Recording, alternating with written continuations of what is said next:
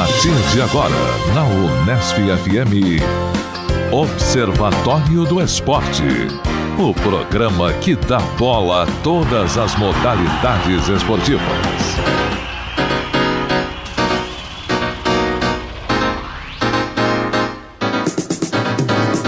Um abraço para você, sintonizado em 105,7 nas ondas da Unesp FM. Hoje é sábado, dia 3 de dezembro, o ano é 2016. Eu sou Guilherme Dias e está começando agora mais uma edição do Observatório do Esporte. No Observatório, informação e análise dos acontecimentos esportivos da semana. Na reportagem de hoje, na segunda parte do programa, vamos falar sobre a representatividade de clubes do Norte e Nordeste no futebol nacional. Vamos abordar a questão da falta de investimento em clubes dessas regiões do país e também no contexto de formação dos torcedores do Norte e do Nordeste. Entrevistamos o assessor de imprensa do Paysandu, Ronaldo Santos, o jornalista do Esporte Interativo, Fernando Campos, e o representante do Clube do Remo, Glauber Mafra. Fique ligado, já já vamos abordar este assunto. Aqui no Observatório a informação vai além das quatro linhas. Hoje time completo, Carlo Napolitano, campeão brasileiro, palmeirense feliz da vida, Tuca Américo e também nosso português Zeca Marques. Começamos justamente com o Zeca Marques e os tópicos desta semana. Um abraço para você, Zeca.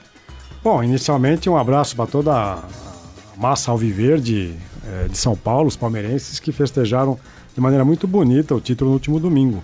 Queria elogiar o texto do Zeca Marques, né, Zeca, que você publicou no site da... Jornal da USP. Jornal da USP, né? Muito uma obrigado. lágrima verde. Lágrima verde. Lágrima verde. Eu achei estranho que os palmeirenses estivessem em prantos na metade do segundo tempo. E eu não entendia. Por que aquela emoção desenfreada sendo campeão? O choro normalmente está associado à derrota, né? Mas eu achei muito bonito, eu fiquei também emocionado, especialmente quando houve a substituição dos goleiros, do goleiro do Palmeiras, né? A entrada do Praz. Saída do Jailson e a entrada do Praz. Então, o Jailson, que era um jogador desconhecido, nunca tinha disputado uma primeira divisão, né? Num clube grande, então foi muito bonito. E esse texto, Lágrima Verde, na verdade, acabei até depois recebendo uma mensagem de que era meio premonitório, porque no dia seguinte, aliás, horas depois de ele ter sido publicado, outra Lágrima Verde acabou... aparecendo à nossa frente, que foi o acidente trágico com a equipe da Chapecoense, que rumava para Medellín, na Colômbia. E eu acho que é um acidente trágico como esse, sempre causa comoção, e fica aqui toda a nossa solidariedade aos familiares, amigos e todos os envolvidos, né? Jogadores, dirigentes, treinadores, jornalistas, profissionais do meio audiovisual. E para mim impressiona um pouco a reação do público internacional e mesmo do público brasileiro diante dessa tragédia. Eu acho que o que houve nos estádios da Chapecoense e do Atlético Nacional na última quarta-feira é algo que nos faz ter orgulho de pesquisar esporte, né, Tuca e Carlos? Sim, claro. Ver o quanto que o esporte é capaz de oferecer essas reações inesperadas e bonitas e candentes, etc.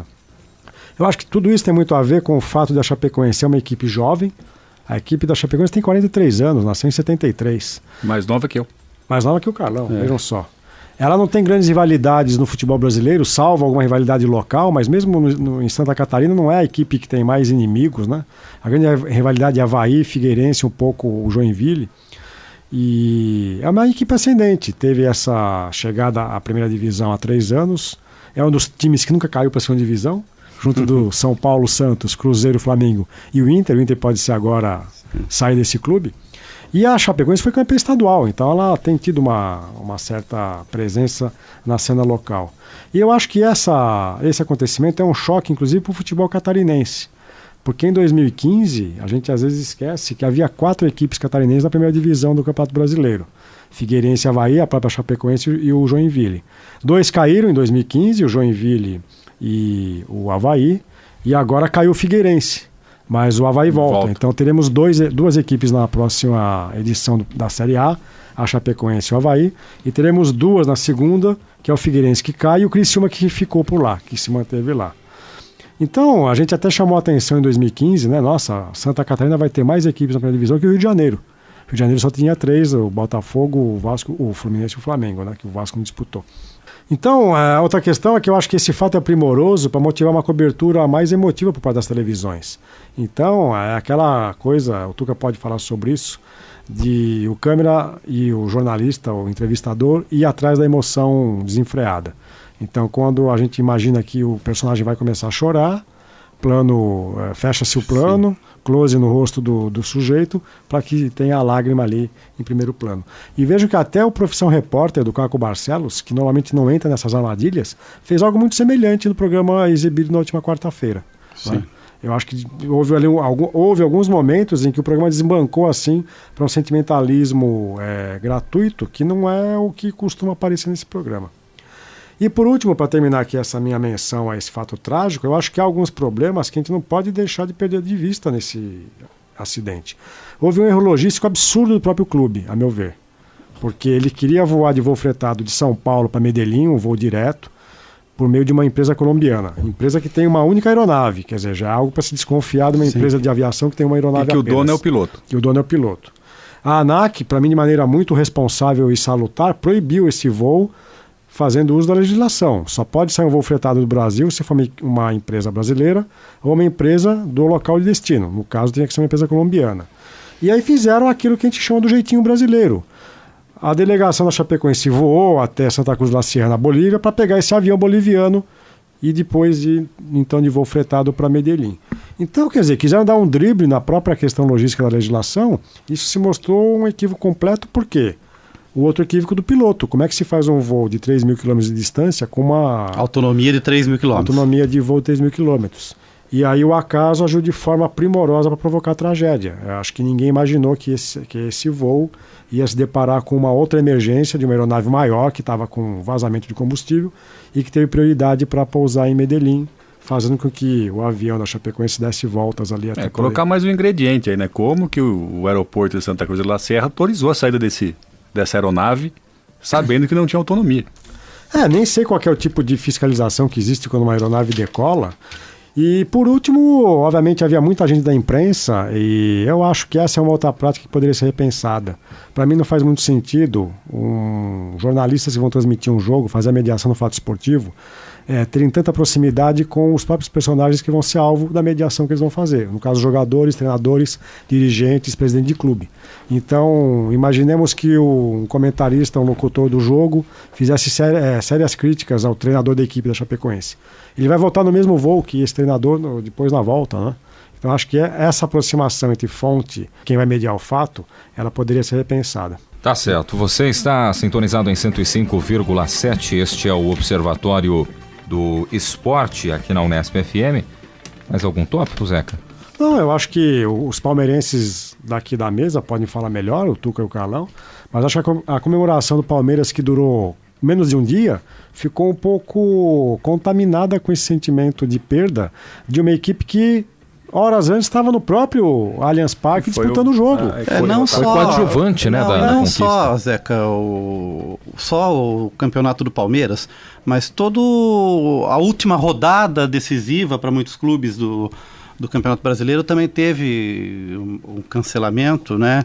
E que eu acho que é fruto também de um debate, ver como deve ser conduzido isso. A gente estava discutindo aqui a própria condição do cancelamento do último jogo da Chapecoense. O Atlético Mineiro na última quinta-feira, através da sua direção, acabou se pronunciando e de forma oficial disse que não vai até Chapecó para o último compromisso, para a última rodada, e com isso o Atlético Mineiro perde por WO, o que não vai mudar a vida do Atlético Mineiro dentro do Campeonato Brasileiro. Ele vai para a pré-Libertadores. Eu acho que aí tem uma repercussão futebolística, né? Acho que toda a regra deve impor uma punição para o time que não comparece. Não é? E acho que é muito pouco o time do Atlético só perder os 3 pontos. Não é? Eu acho que tudo isso decorre de uma fala infeliz do presidente da própria Confederação Brasileira de Futebol, do Marco Polo Del Nero, que falou que o jogo poderia se transformar numa festa. Eu acho que o momento não é de festa, não é? O momento ainda é de tristeza, o momento de luto, o momento de reverenciar e de lembrar dessas pessoas. Mas eu, na minha posição, acho que o jogo deveria acontecer sim. Não é? A vida me ensinou algumas coisas, e uma delas é velar, chorar pelos mortos, mas seguir a vida. Eu acho que seria muito interessante que esse jogo acontecesse até para as pessoas de Chapecó, né? Para as crianças de Chapecó que estão em luto. Outra possibilidade, e voltariam a ter um jogo que não seria festivo em hipótese alguma, mas seria um recomeço da vida.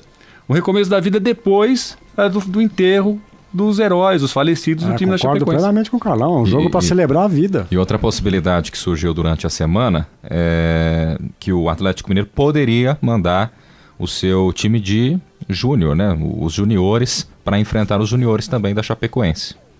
Poderia ser uma das saídas. Sim. Acho que existem várias saídas, né? Mas acho que entender esse momento é um momento de tristeza, de luto, mas acho que com a nossa idade, né? Não somos mais tão jovens assim, a gente aprendeu a encarar o luto como uma coisa natural, embora o acaso, a tristeza, o acidente, o infortúnio tenha acontecido, né?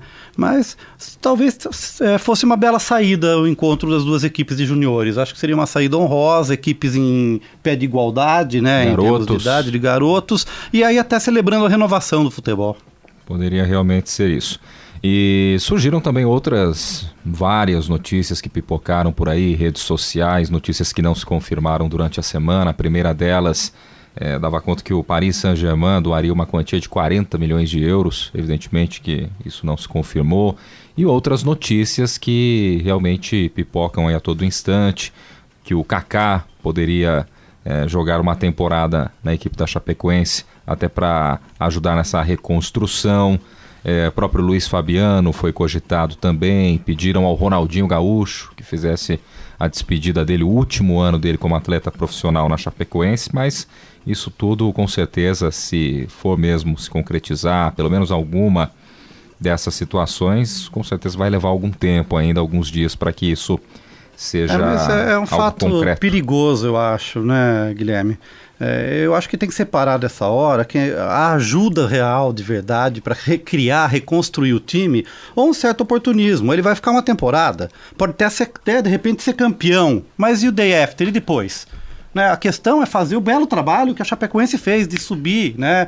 De disputar todos os campeonatos por mérito, por um envolvimento da comunidade, e se criar o time de novo. Montar um time tapa-buraco, tampão, para uma temporada. Me soa, desculpa a expressão, que ela me soa um pouco de oportunismo e de visibilidade marqueteira. A gente estava conversando isso fora aqui das gravações, e talvez até essa proposta de alguns times de evitar que o Chapecoense tenha o rebaixamento nas próximas 3 temporadas também seja um ato de oportunismo, né? Sim. Porque você cria ali uma condição vantajosa dentro da competição que talvez não seria razoável, né? Então acho que tem que tomar cuidado, é um momento de clamor, de tristeza, e que tem que ter uma certa parcimônia na hora de encaminhamento, principalmente com a questão esportiva, né? Acho que a questão humanitária, o Zeca mencionou muito bem, acho que as homenagens já foram feitas, o que o Atlético Nacional, a população de Medellín fez na última quarta-feira foi uma coisa de arrepiar, né? Foi muito emocionante. Talvez os jornalistas que estão envolvidos ali na cobertura, Zeca, não tenham essa pegada sensacionalista, né? Jornalistas experientes como Ari Peixoto na última quinta-feira chorando ao vivo no Jornal Hoje, o próprio, né? Galvão. Eu acho que comoveu muitos jornalistas, porque eu acho que eles vivem a vida deles em aeroportos, em voos, então eles se viram ali, não é?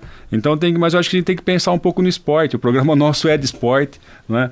E não ter o jogo no próximo domingo, dia 11, eu acho que não é razoável. Essa colocação do não rebaixamento talvez atrapalhe futuramente, porque outros times terão acesso na Série A, e talvez se eles não assinaram esse documento, eles não vão concordar lá na frente, se por acaso ficarem na zona de rebaixamento. Aí vai complicar, pode haver um inchaço de times no futuro, em 2018, 2019. Então, essas são complicado. Questões que, claro, elas devem ser debatidas com muita calma, né, com muita tranquilidade. Mas algo que pareceu muito sensato durante a semana, o cancelamento da decisão da Copa do Brasil e também da última rodada do Brasileirão, mas teve gente que foi contra, né? O Fernando Carvalho, vice-presidente do Internacional, criticou publicamente essa decisão e disse até que o seu clube, o Internacional, estaria sendo prejudicado com esse adiamento. Um outro oportunista. Falou besteira, depois pediu desculpas, mas... É que havia a ideia também de que o campeonato fosse encerrado sem a última rodada. E aí o Internacional cairia automaticamente, porque hoje ele está na zona de rebaixamento. Não, aí já acho que realmente não seria uma decisão sensata, né? Nem um pouco. Mas adiar, eu acho que aí isso, sim, pode isso não ser. tem do que o cara reclamar, né? Foi necessário, realmente foi uma das poucas coisas boas que a CBF fez nos últimos tempos, né? E eu queria só comentar o que foi dito aqui, a questão dessa comoção pela morte dos jornalistas, a qual nós sentimos também, somos solidários. Mas vendo aí a edição do Jornal Nacional na última terça-feira à noite, uma edição estendida que acabou por volta das 10 da noite, então foi a mesma comoção quando da morte do jornalista Tim Lopes. Inclusive o mesmo encerramento do Jornal Nacional, com todos os repórteres, jornalistas profissionais lá no estúdio batendo palma, né? E eu acho que isso é o que a gente estava comentando aqui, né? Tem um pouco desse apego a de repente os jornalistas também se sentiram na condição de fragilidade, entre aspas, estar sempre nos aeroportos e tal. Mas é uma condição de todos que trabalham nisso, né, Zeca? Mesmo as pessoas, se formos solidários, nós também vivemos nos aeroportos, viajando em eventos, congressos. Então, acho que existe um risco em toda a profissão, né? E que, por vezes, é superdimensionada, né? Não desmerecendo tudo que aconteceu, como falamos aqui, somos solidários, ficamos sensibilizados, mas existiu aí uma mobilização midiática em torno do tema. Sim. Né? A ponto até de obscurecer outros fatos jornalísticos esportivos que aconteciam ao mesmo tempo. Eu acho que a cobertura da imprensa esportiva ela foi, no mínimo, racional. Ela tentou ser racional sem ser sensacionalista. A cobertura de outros jornais, principalmente televisivos, o Jornal Nacional fez isso. Eu achei que eles perderam um pouco o tom. Né? Ao abordar o acidente, o Jornal Nacional investigou, processou e condenou o piloto. Né? Muito embora tudo indique que, de fato, falhas ocorreram, principalmente a falha no abastecimento, na pane seca, mas na terça-feira à noite, no calor dos acontecimentos, o Jornal Nacional já cravou que o piloto teria sido responsável. E muito que foi dito também, Carlão, é o quanto a empresa estava atendendo à vontade do clube. Sim, sem dúvida. Que o Zeca colocou. Muito bem. Então acho que isso tem que ser dimensionado também. Não pode ter um bode expiatório. Como falou, é um conjunto, como todos os especialistas em risco falam, é um conjunto de ações, de situações. E aí, o que falta para mim para a imprensa, tanto esportiva como não esportiva, é verificar qual é o procedimento padrão que os clubes brasileiros têm quando vão fazer um jogo, por exemplo, em Medellín, Bogotá, em cidades mais afastadas na Bolívia. Porque eu não sei se esse é o procedimento padrão. Eu imagino que não. Eu imagino que clubes com mais recursos façam outro tipo de logística de transporte.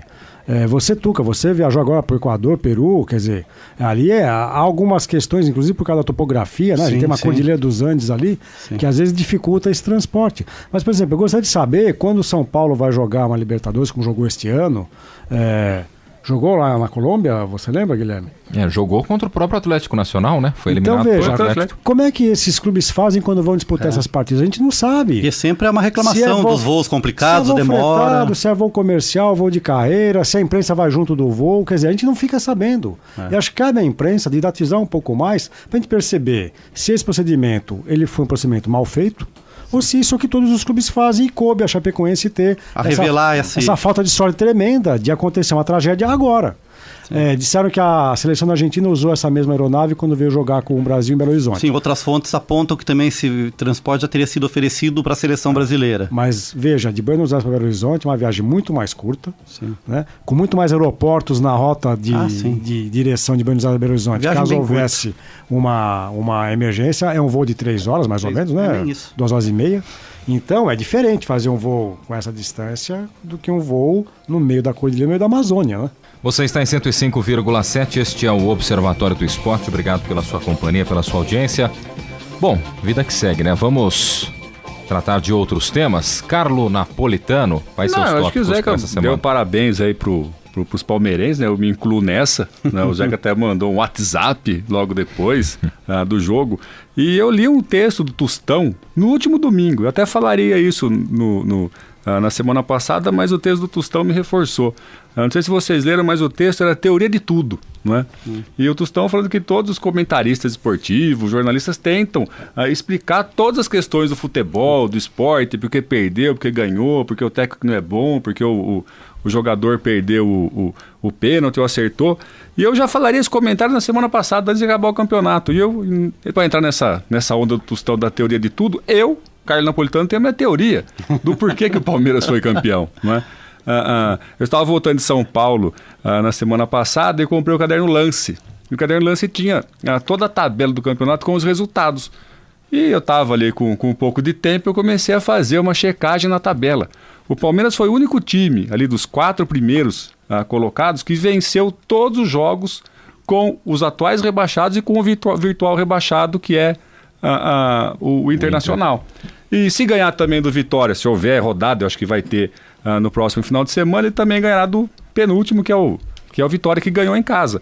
Então o Palmeiras não perdeu ponto para esses times que ficam na rabeira do campeonato. Os demais perderam, né? O Atlético perdeu, o Flamengo perdeu e o Santos perdeu. Mas o Palmeiras... isso foi a leitura que você fez, isso não era a matéria que apontava. Não, a leitura que eu fiz. Nossa, o nosso matemático está A interpretação de Carlo Napolitano. A teoria de tudo, eu preciso arrumar uma teoria para o título do Palmeiras, né? Porque em relação a esses times que ficaram na ponta do campeonato, o Palmeiras não foi bem. O Palmeiras ganhou do Flamengo e empatou, o Palmeiras perdeu e empatou para o Santos, o Palmeiras perdeu e empatou para o Atlético. E o Palmeiras não é a equipe com o melhor rendimento dentro de casa, porque o Atlético Paranaense foi muito melhor, e muitos atribuem ao fato de ele usar um piso sintético, uma grama sintética, porque, salvo engano, o Atlético Paranaense venceu quase todos os jogos, exceto um. Que o Palmeiras ganhou. O Palmeiras que ganhou? Foi o Palmeiras que ganhou contra o Atlético. Pronto. Então, mas o Palmeiras não teve esse rendimento no Não, porque Allianz Parque. ele perdeu pro próprio Atlético Mineiro, ele empatou com o Santos, ele empatou com a Ponte Preta, né? Ele teve tropeços em casa. Mas aí, na onda do Tostão, a teoria de tudo, a minha teoria é essa: o Palmeiras só foi campeão porque ele ganhou dos times da rabeira do campeonato. Tá certo, esta a teoria do campeão brasileiro Carlo Napolitano, e também campeão Tuca Américo. Fala agora dos seus tópicos para esta semana, pois não, Tuca? Eu estou homenageando o Zeca Marques, só fala de vôlei, que faz tempo que eu não falo, né? Ele sempre me cobra isso. Mas no último domingo eu até esqueci de parabenizar o Tuca Américo, porque eu mandei um WhatsApp pro Carlos e esqueci o Tuca Américo. Porque para mim falar que o Tuca Américo é palmeirense é quase um contrassenso. Então, antes de eu falar do vôlei, eu queria levantar outro tópico, né? Porque durante toda essa semana, né, Carlão, todo mundo ficou nos cobrando, né, que nós não sabemos comemorar, onde estavam todos os palmeirenses que apareceram de última hora. O próprio nosso amigo Juarez Xavier, lá no Departamento de Comunicação, estava me ensinando a levantar os braços e comemorar um ato que não fazíamos há muito tempo, segundo ele, né? Não tem 11 meses que nós fizemos isso. Nós somos campeões da Copa do Brasil no passado. Copa do Brasil. Mas eu acho que a torcida do Palmeiras não é essa torcida que está tão atuante, né? A gente vê aí nos jogos e tal, mas não é uma torcida que está sempre ativa. Isso você né? fala por você, Tuca. Não, mas eu acho que sim. Eu conheço os palmeirenses muito fanáticos. Não, conheço bastante também. Tem um do meu lado aqui, né, o Carlão? Eu acho que a cobertura também foi nesse sentido. Faz 22 anos que o Palmeiras não é campeão. Não tem isso. O Palmeiras foi campeão em 2012, em 2015. O texto que vocês citaram me homenageando, eu dizia isso. O Palmeiras, depois que ganhou o último brasileiro em 94, ganhou uma Libertadores em 99. Ganhou 3 Copas do Brasil depois desse título de 94, quer dizer. Então, Copa do Brasil, para mim, é um título de grande importância. Dá vaga para Libertadores. Claro. Então, não havia seca de títulos no Palmeiras. Não. Havia, talvez, aquilo que eu digo no texto, uma certa inveja, porque nesse período de 20 anos, 22 anos, o Corinthians ganhou 5 nacionais. Sim. O São Paulo 3 e o Santos 2. Então, acho que era essa pontinha de inveja que mascarava... Eu acho que algumas tristezas também, nas duas quedas nesse período. Sim, e o campeonato de 2009, que estava na mão e perdeu pro Flamengo, né? Que sentiram um cheirinho e não chegaram lá, né? Alguns traumas superados. Mas é o início de um ciclo. Pode ser. O Palmeiras é campeão a cada 22 anos, mas é sempre bi, né? Então, ano que vem seremos campeões de novo. É outra teoria. Bem, então, em homenagem ao Zé, que eu vou falar um pouco de vôlei. Tem uma matéria interessante no blog Saída de Rede, né? Que está lá no UOL, que se intitula "Por que a Superliga ainda não empolgou na TV aberta?" Que a gente sempre cobra isso, né? Alguns esportes falam, a gente quer estar na TV aberta, depois ganha o espaço e parece que não consegue na TV aberta? Eu nem sabia. Então, mas você sabe que eu vou ser obrigado a confessar que eu também não sabia, né? Não, mas tem um porquê, né? A gente já comentou isso. Com essa proliferação de canais esportivos na TV fechada, às vezes a gente esquece do óbvio, de procurar a programação na TV aberta. Então, por várias vezes a gente vai procurar lá a programação do vôlei nos canais fechados, normalmente Sport TV, e esquece que a gloriosa Rede TV, né, está transmitindo a Superliga. E a grande questão é a seguinte: depois do grande sucesso em termos de TV aberta do vôlei durante os Jogos Olímpicos, né, tanto o indoor na quadra quanto o vôlei de praia, que eu acho que teve A expectativa era maior, mas mesmo assim ele conseguiu manter ali um certo sucesso nos Jogos Olímpicos, né? A Rede TV ainda pensa em investir, mas a verdade é o seguinte, para vocês terem ideia, tem uma tabela nessa matéria aqui, que vai dar aí a audiência do Ibope, né, em termos de pontuação, e raramente passou um ponto, né? Foram uma vez só que teve picos acima de um ponto, sendo que a média aí não chega a meio ponto de audiência, sendo que meio ponto, se eu não me engano, são 60 mil domicílios na cidade de São Paulo, né? Mas em pensar que é a Rede TV, então acho que o grande problema é o canal onde está, né? Que não consegue a certa visibilidade. Então, eu acho que a grande sacada quando você vai transmitir um evento que você é exclusivo em canal, em rede aberta, é você ter um plano de marketing, uma publicidade para as pessoas saibam que isso está disponível. A prova é que nós aqui, eu que gosto do vôlei, nós acompanhamos o esporte, você sabia que estava na Rede TV? Eu não sabia. Guilherme sabia? Não sabia. Se o Guilherme não sabe, então realmente a Rede TV está com um problema grave. Até porque algumas vezes eu frequentei, até na casa da minha namorada, às vezes, procurando o jogo do Vasco no sábado à tarde, procurava lá a Rede TV, mas não sabia do vôlei, por exemplo. Então, deveria saber. Tá? E além do mais... O time de Bauru está nessa liga, não é? Sim, está disputando. Tem um comentário aqui do Hélio Gastaldi, que é o diretor de Unidade de Opinião Pública do Ibope Inteligência, né? Ele fala que vários fatores podem indicar o porquê dessa baixa audiência. É isso que a gente está falando aqui. A falta da promoção do evento e a identificação do público com essa emissora. Então, acho que isso explica um pouco. Nós que acompanhamos o esporte, acho que não temos essa identificação de procurar transmissão esportiva na Rede TV, basicamente. Mesmo o NBB, já tivemos edições do NBB com transmissão na TV aberta, agora está na TV Bandeirantes, mas... No passado estava na Rede TV. Na Rede TV até a temporada passada, né, Carlão? Temporada passada. E mesmo assim, eu não tenho números, mas acredito que a audiência não deva ter mudado tanto em relação ao vôlei e basquete. Que a audiência é similar, né? E aí foram tentar entender o que o público estava falando, né? E o público andou reclamando que existem pequenas falhas, problemas técnicos que inclusive impediu a transmissão de alguns jogos, né? A falta de qualidade na imagem. Sim, eu vi alguns jogos de basquete na temporada passada, que passava no mesmo horário de hoje, que é no sábado às 14h.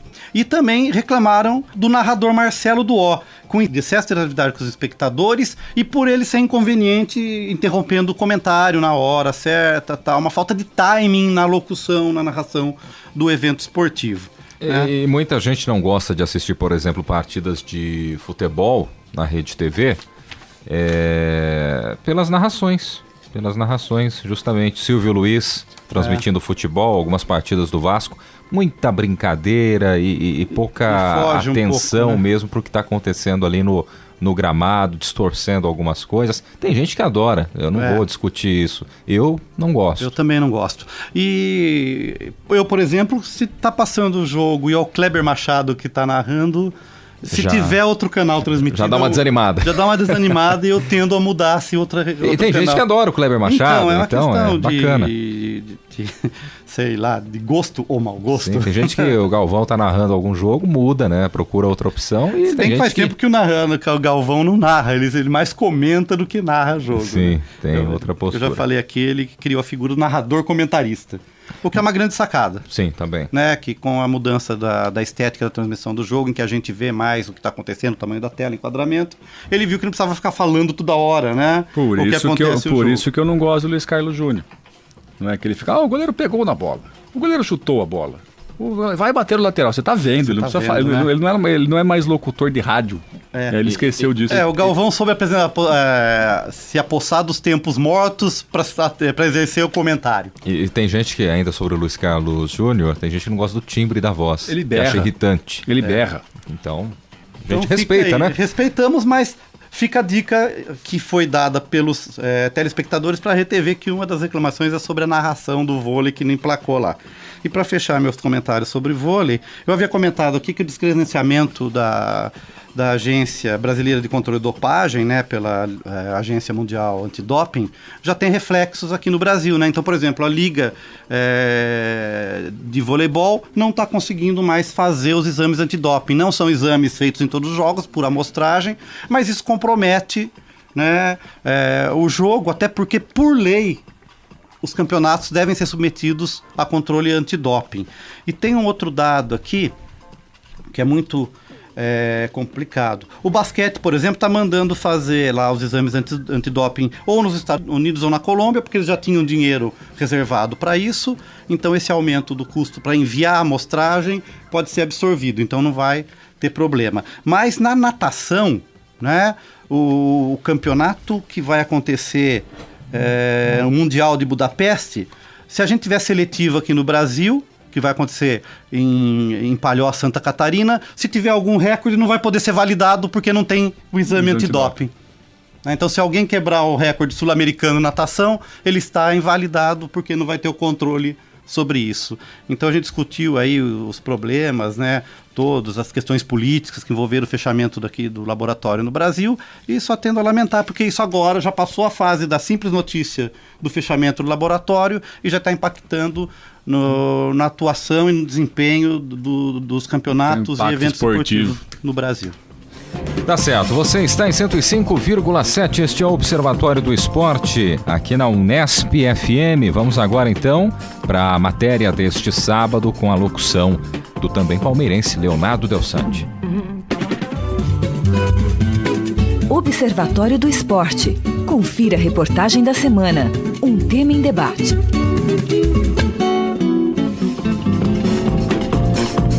O Campeonato Brasileiro de Futebol começou em 1959. Desde seu início, os grandes times de fora da região Norte e Nordeste obtiveram muito mais visibilidade na elite do campeonato. Apesar do Bahia, da região Nordeste, ter levado o primeiro título do torneio, os times do Sudeste foram os que mais venceram até agora. Com 50 títulos do campeonato, a região Sudeste lidera a lista de campeões, seguidos pela região Sul, que obtém 7 troféus. A última vez que um time nordestino levantou o caneco foi em 1989. Já clubes do Norte e Centro-Oeste não possuem nenhum título do Campeonato Brasileiro da Série A. Neste ano, dos 20 times classificados para a Série A, apenas 3 eram do Nordeste. A região Centro-Oeste e Norte não tinham representantes. Fernando Campos é jornalista e comentarista do Esporte Interativo, um canal que recentemente tem dado espaço ao futebol nordestino. Ele fala da falta de investimento que existe em times nordestinos, mas expressa uma expectativa de mudança.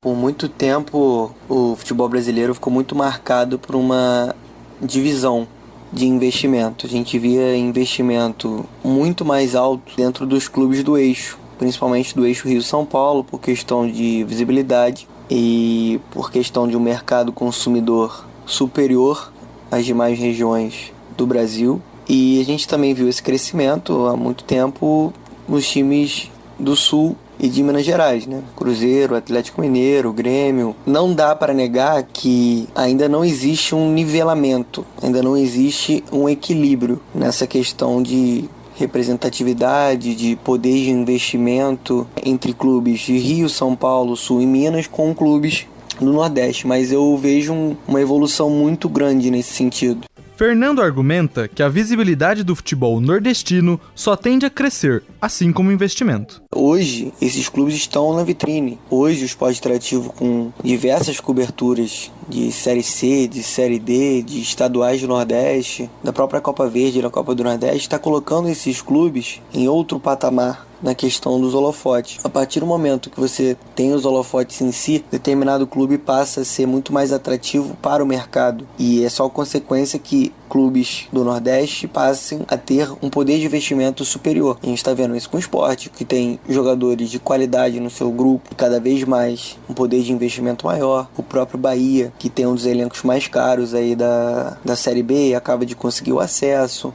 Entrevistamos também o representante do Clube Remo, Glauber Mafra. Ele diz que além da falta de investimento, também há falta de apoio de televisão local. Que falta muito investimento da TV local, né, também, porque, por exemplo, aqui no Pará, num domingo que tem uma rodada do Campeonato Paraense, as emissoras preferem transmitir os jogos do Campeonato Carioca ou do Campeonato Paulista, sabe? Sendo que aqui as torcidas são apaixonadas. Então falta esse apoio da TV local também.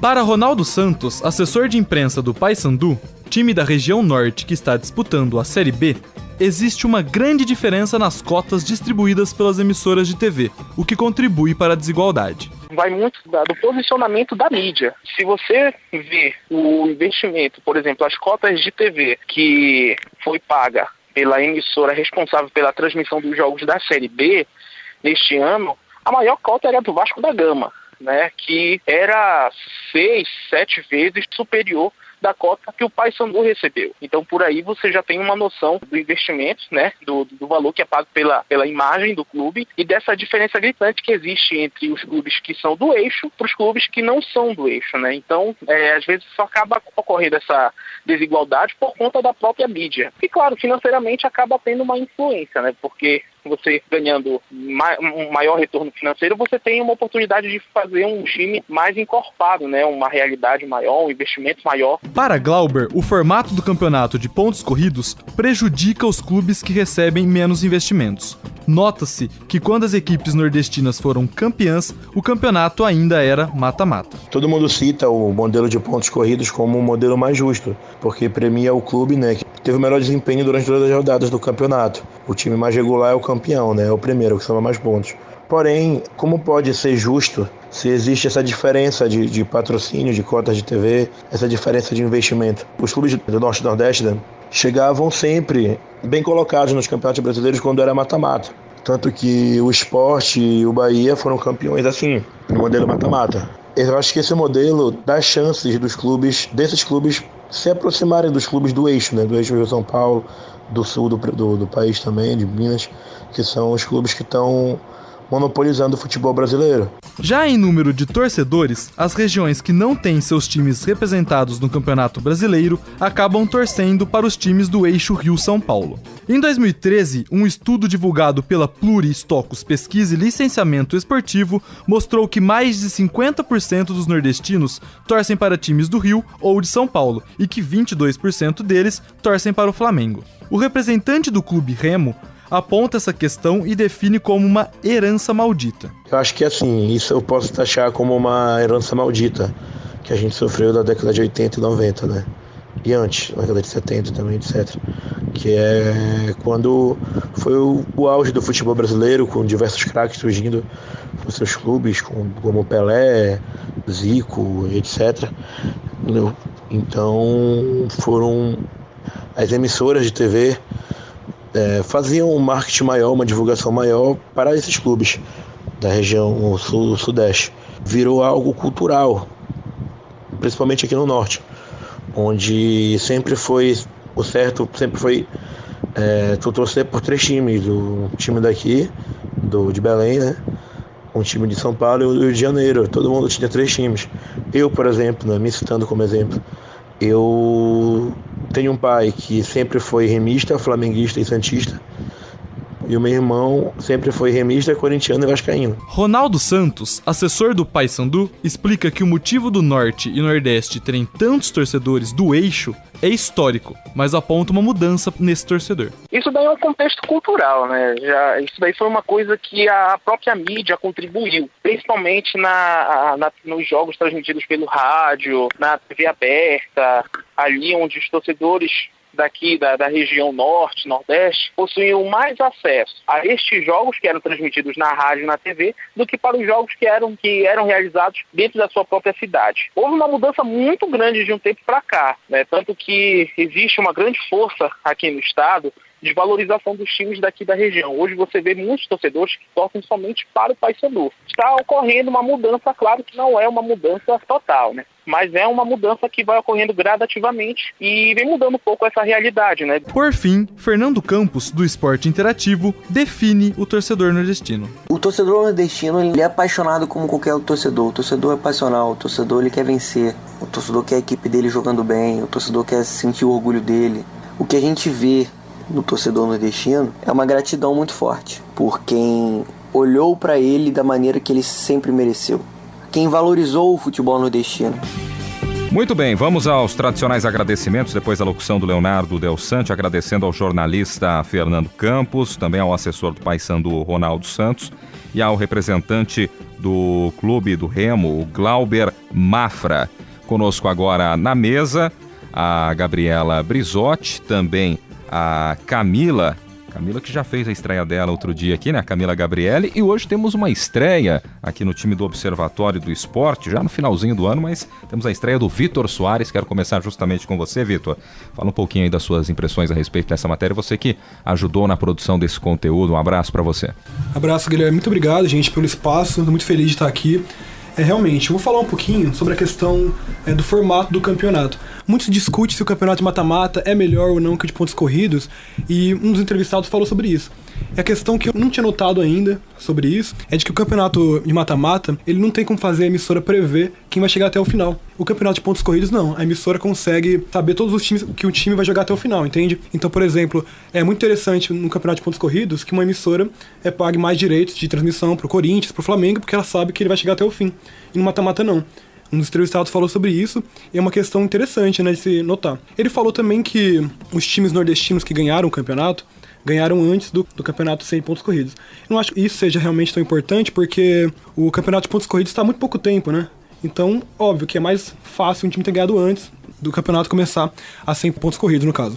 No campeonato mata-mata, acho que iria dividir melhor os direitos de transmissão. Outra coisa que eu notei também foi a questão das redes sociais. Outras empresas, o próprio jornalismo, ele está se apropriando das redes sociais para se tornar mais independente. E no caso dos clubes, chegar à torcida. É muito interessante para um clube de futebol a rede social no sentido de que ele pode chegar até os torcedores de uma maneira independente, entende? Ele pode criar uma identidade com o clube.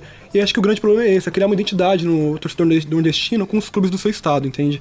Acho que isso é um problema que a rede social pode ajudar a sanar. Tá certo. Eu queria ouvir também a Gabriela Brizotti falasse a respeito, o Vitor citou aí a condição do calendário hoje em dia com o campeonato de pontos corridos. Qual a sua impressão a respeito desse tema também, Gabriela? Um abraço. Um abraço para você, Guilherme. Eu concordo também com o Vitor da questão do campeonato dos pontos corridos, mas o que eu queria falar mesmo, a falta de investimento tem a ver também com a TV. Como foi citado pelo nosso entrevistado Glauber, ele falou que a televisão, por exemplo, ela, em vez, por exemplo, no Nordeste e no Norte, ao invés dela focar em transmitir jogos do Paysandu, do Remo, ela vai transmitir jogos de quem? Do Vasco, do Flamengo, do Corinthians, que são times do eixo São Paulo-Rio. A falta de investimento da TV local, ela também influencia muito nisso, dos clubes terem dinheiro para investir ou não. Foi citado também, durante a entrevista, que há times da região Norte, por exemplo, o Tunaluso, que ele foi campeão da Série B, e hoje ele, por falta de investimento, por falta desse dinheiro, ele não se encontra nem... Se eu não me engano, ele tá na Série B do Campeonato Paraense. Tá fora do cenário nacional e tem dificuldades dentro do próprio estado, né? Exatamente. E eu achei legal também de fazer essa matéria, voltando, porque um dos entrevistados falou que ele achou muito interessante uma equipe de São Paulo falar a respeito desse assunto. Então eles acharam bastante interessante uma equipe de jornalismo daqui de São Paulo falar sobre eles e eles se sentirem mais... Esse é o diferencial do Observatório do Esporte. Exatamente. Bom, a Gabriela falou a respeito da própria mídia local nordestina, que dá muita ênfase aí pro eixo Rio-São Paulo, mas a gente tem uma representante nordestina aqui na mesa. Eu guardei justamente aí pro final entre os alunos, né? Justamente a Camila Gabriele, que veio da onde, Camila? Qual cidade você nasceu e onde você morou lá no Nordeste? Então, eu nasci em Salvador, mas eu morava em Aracaju, morei 8 anos e aqui em São Paulo é mais ou menos 1 ano. Então, praticamente a minha vida toda eu morei lá. Então, dá para você dizer muito bem, né? Um pouquinho sobre isso. De como eles abordam lá a situação dos clubes locais. Queria que você falasse e tem propriedade para falar a respeito disso, né? Então, fazendo essa matéria... realmente eu parei para pensar como que o campeonato brasileiro representa o Brasil, por exemplo. Porque quando a gente ouve falar em campeonato brasileiro, a gente pensa que vai estar abordando todas as regiões, que todas as pessoas vão se sentir representadas. Mas, por exemplo, eu sou do Nordeste e... Por exemplo, você vai ligar a TV para assistir uma TV aberta, por exemplo, assistir um jogo, você vai ver o Flamengo, o Corinthians, o Palmeiras, mas principalmente o Flamengo e o Corinthians, porque são as duas maiores torcidas do Nordeste. E tudo isso é uma questão de audiência, uma questão de investimento, uma questão de que vai dar retorno para a TV. Inclusive, o que a Gabi comentou sobre TV local não transmitir os jogos da sua própria cidade é porque essas TVs locais são filiais de grandes emissoras, então elas vão passar o que essas grandes emissoras mostram. E sobre essa questão de você não ver o time da sua cidade jogar, você acaba tendo uma falta de conhecimento sobre quem são os jogadores, quem são os técnicos, quais são os times, o que eles estão fazendo. Você não sabe mesmo, porque você não vai assistir. Alguns programas mais locais, eles vão anunciar, final de semana vai ter jogos de tal lugar contra tal interior, contra isso, aquilo. Mas você não vai assistir o jogo. E eu acho que o que falta é essa visão, é você ter essa visibilidade, é passar na televisão. Porque se você não passa, você vai sendo esquecido. Você tem que ser visto para que você ganhe uma audiência, para que você ganhe um investimento, uma visibilidade. E foi isso que muitos dos nossos entrevistados comentaram, sobre essa questão de visão, de você ser visto, ser notado e realmente ser representado. Mas uma coisa que eu achei muito interessante também, por exemplo, o Fernando Campos, do Esporte Interativo, que inclusive é um canal que tem feito grandes coberturas para o futebol nordestino, como Copa do Nordeste, por exemplo, que tem mostrado mais, né, o futebol regional mesmo. Ele comentou que, devido a essa visão, né, a você mostrar, muitos torcedores nordestinos têm torcido para os seus próprios times, unicamente para os seus próprios times lá do Nordeste. E eu acho que a questão aqui não é o nordestino não poder torcer para um time de São Paulo, para um time do Sul ou para um time de qualquer outro lugar, mas é você saber quem que está jogando na sua cidade, é você realmente poder ligar a televisão e torcer porque é a sua cidade que está ali, você cria um carinho, de fato, um amor pelo seu time, e eu acho que é isso que falta, é você ter essa visão. E uma coisa que a gente ouve muito falar e que eu ouvi bastante aqui é que não dá para você mostrar o futebol nordestino, por exemplo, porque não vai ter investimento, porque não vai dar audiência, porque não vai ter retorno. E eu acho isso um grande preconceito, porque a gente tem que ver que o Brasil não é só Sudeste ou Sul, o Brasil são 5 regiões e elas 5 merecem ser mostradas. E claro, se o futebol do Sudeste é superior ao do Nordeste, é porque falta investimento. E a gente precisa dar mais essa visibilidade, essa voz para essas pessoas. Você pode dizer para que time você torce? Então, depois de tudo isso, eu queria falar que eu torço pro Corinthians. Porque... Então você depõe contra você mesmo. Exatamente. Duplamente. Exatamente. Porque... realmente, eu nunca vi um jogo da minha cidade. Nunca pro Bahia, Vitória, o Galícia em Salvador, por confiança. Mas eu acho, Zeca, que isso é um problema, que era um dos comentários que eu ia fazer. Se você não tem a visibilidade de um time regional, você não conhece, você não vai ter torcida. Mas então, eu vou denunciar todo mundo hoje aqui. O Leonardo Del Sante, que fez a locução dessa matéria, ele tem um descaramento de falar que torce Botafogo. Quando o Botafogo tá nas finais da Série C para subir para a Série B. Mas ele fica desfilando no camisa do Palmeiras, posta nas redes sociais, vou lá ser campeão, já volto com o Mas nós temos que defender aqui uma pessoa que, embora... Não, mas o que eu quero dizer é o seguinte, esse fenômeno que o Nordeste, do qual o Nordeste se ressente com relação ao Sul e Sudeste, é um pouco que hoje nós estamos passando, inclusive em São Paulo, com as ligas europeias. O Real Madrid e o Barcelona aparecem mais na televisão brasileira hoje do que até o Corinthians e o Flamengo. É mais fácil ter um torcedor do Real Madrid do que da Portuguesa. Todo final de semana nós sabemos que temos Real Madrid e Barcelona na televisão, mas não é sempre toda semana que vai ter o Corinthians e o Flamengo, né? E eu tenho uma experiência pessoal, eu estava em Bogotá, na Colômbia, num sábado, fui participar de um evento, e nesse sábado haveria Barcelona e Real Madrid. E havia um interesse multimediático, porque o James Rodrigues, atleta colombiano, o principal jogador da seleção, joga no Real Madrid. E o jogo foi transmitido nas TVs dos bares, restaurantes, né? O horário lá era por volta da 1 da tarde. E era uma coisa maluca, todo mundo parado para ver o Real Madrid e Barcelona porque tem um colombiano em campo, né? Então vejam que esse fenômeno do local contra o global, ele se repete em diferentes escalas, em diferentes lugares. Inclusive no estado de São Paulo. No estado de São Paulo. Todo interiorano torce pro time local e pro time da capital. Não, e aqui chega a ter... Só desculpa, Tuca, tirando algumas exceções, por exemplo, em Campinas é muito difícil. A Ponte Preta e o Guarani têm uma predominância sobre os times da capital. Sim. Né? Até porque eles disputam diretamente contra esses times grandes, né? Se o Thiago Pavini fizesse parte da equipe, diria que em Jaú tem mais torcedores do 15 do que do Palmeiras. Eu duvido, mas ele vai defender essa tese, né? Sim, sim. Não. E acho que essa questão do televisionamento, se a gente for um pouco mais atrás, para a década de 40 e 50, o Zeca pode me corrigir, quem fazia às vezes a televisão era a rádio.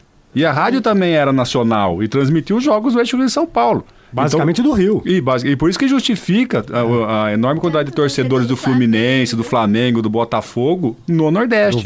Do Vasco da Gama, esqueci o time do Passei uma semana em Maceió no primeiro semestre e estava querendo assistir sim uma partida do futebol nordestino. A final do estadual lá era CRB e CSA. Simplesmente não consegui, porque no final de semana transmitiram Vasco da Gama e Botafogo, não que eu tenha achado ruim, até gostei porque sou vascaíno.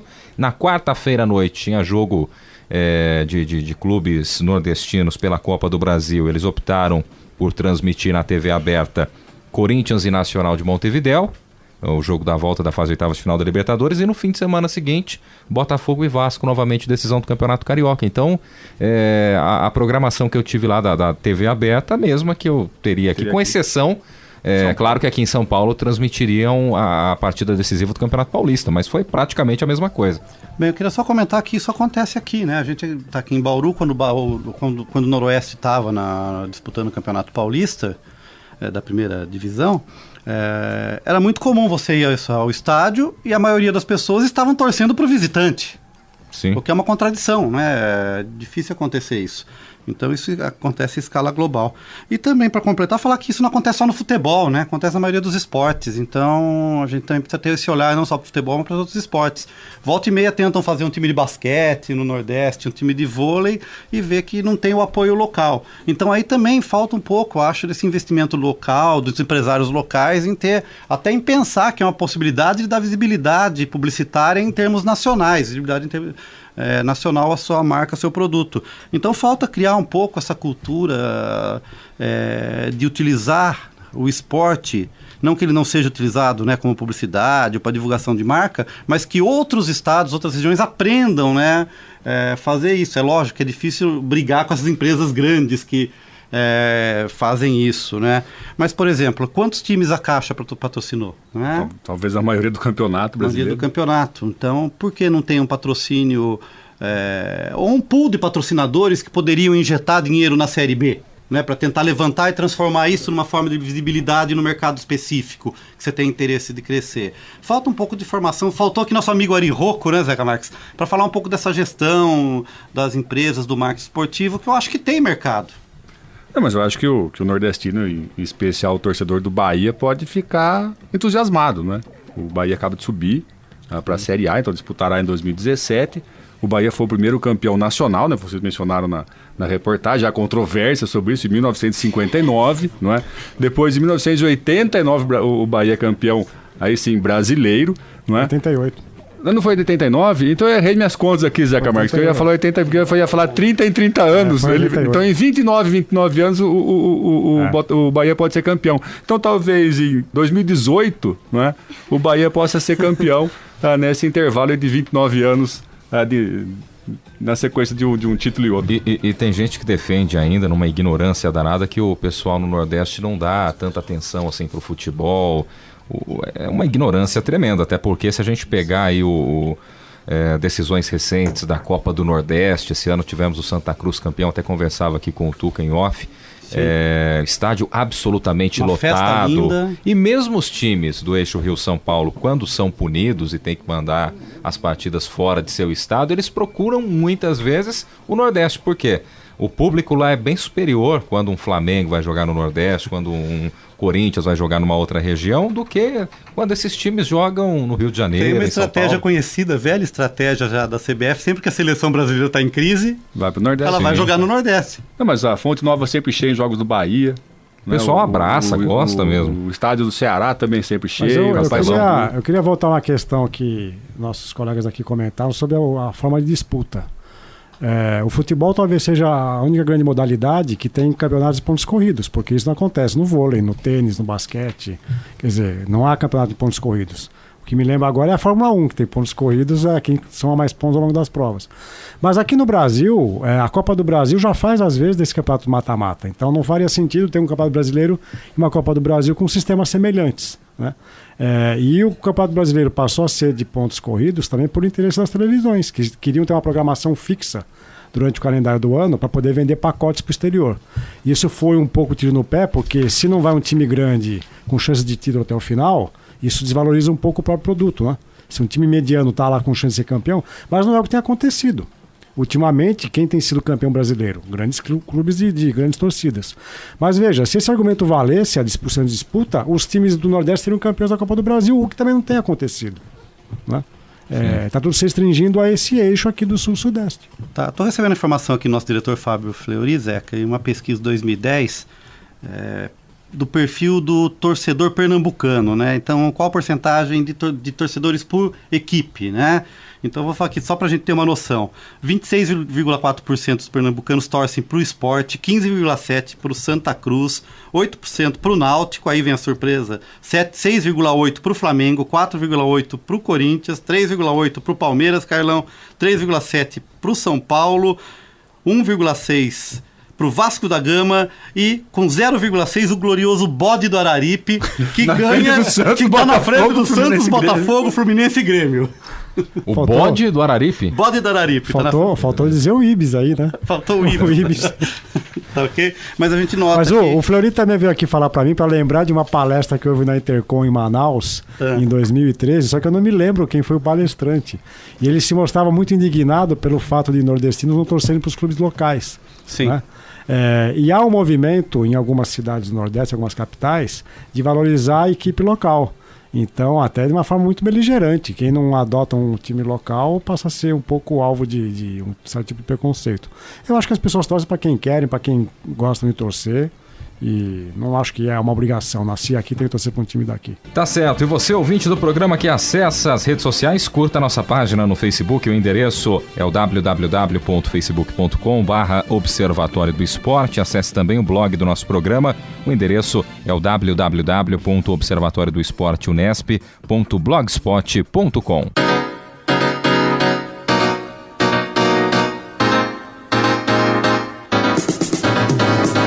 O Observatório do Esporte deste sábado vai ficando por aqui. Teve locução de Guilherme Dias, comentários de Zeca Marques, Tuca Américo e Carlo Napolitano. Equipe de reportagem com Heitor Facini, Leonardo Guerino, Isaac Toledo, Gabriela Brizotti, Adriele Silva, Leonardo Del Sante, Tomás Garcia, André Magalhães, Camila Gabriele, Gustavo Lustosa e Vitor Soares. Direção Fábio Fleury. Produção técnica Paulo Pepa. O Observatório do Esporte é uma atividade de extensão do GECEF, o Grupo de Estudos de Comunicação Esportiva e Futebol da Unesp. Para você, um grande abraço, obrigado pelo carinho de sempre e até a próxima. Observatório do Esporte, informação além das 4 linhas.